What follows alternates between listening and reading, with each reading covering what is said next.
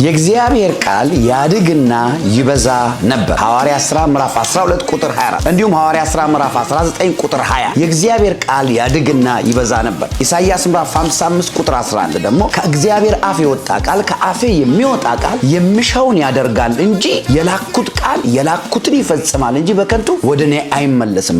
አብረን እንጸልይ። የእግዚአብሔር ቃል ያላችሁ፣ የትንቢት ቃል፣ የተስፋ ቃል ያላችሁ፣ እግዚአብሔር የተናገራችሁ፣ እግዚአብሔር በቃሉ ፕሮሚሱን የሰጣችሁ ሰዎች በጌታ በኢየሱስ ክርስቶስ ስም የእግዚአብሔር ቃል በእናንተ ይብዛ። የእግዚአብሔር ቃል በእናንተ ይደግ። የእግዚአብሔር ቃል መልቲፕላይ አድርጎ ፍሬያማ ሆኖ የሰማችሁት የትንቢት ቃል የተስፋ ቃላችሁ ስጋ ለብሶ የምታዩበት ዘመን በጌታ በኢየሱስ ስም ይሁንላችሁ። በነገራችሁ ሁሉ ላይ በቤታችሁ፣ በፋይናንስ፣ በስራ፣ በልጆች፣ በትዳር፣ በትምህርት፣ በጤና የእግዚአብሔር ቃል በኢየሱስ ክርስቶስ ስም ስልጣን የተላከበትን ጉዳዩን በእናንተ ፈጽሞ ወደ አምላክ እንዲመለስ ጸልያለሁ። የእግዚአብሔር ቃል በእናንተ እንዲበዛና እንዲያድግ እጸልያለሁ በኢየሱስ ስም አሜን። እግዚአብሔር ይባርካችሁ። ልዩ የሆነ ኮንፈረንስ ቅዳሜና እሁድ አለ። ቅዳሜና እሁድ የአምልኮ የጸሎት እንዲሁም ደግሞ ልዩ የቃል ጊዜ ነው የሚኖረው። ፓስተር ተከስተ ጌትነት የምንወደው ዘማሪ እግዚአብሔር የቀባው ሰው ከኛ ጋር አለ። ልዩ የሆነ ወርሺፕ ይኖራል። እንዲሁም ደግሞ ለሰዎች ይጸልያል። የእግዚአብሔር ቃል ጊዜ ይኖራል። ይሄም የሆነው ቅዳሜና እሁድ ነው። ቅዳሜ 6 PM እንደውም እሁድ 11 AM ጠዋት ላይ ማለት ነው። እግዚአብሔር አምላክ ይባርካችሁ። በዚህ ዘመን የእግዚአብሔር ቃል አለኝ የምትሉ ሰዎችን እየጋበዛችሁ CJC ቨርጂኒያ እንገናኝ። ይህን ቪዲዮ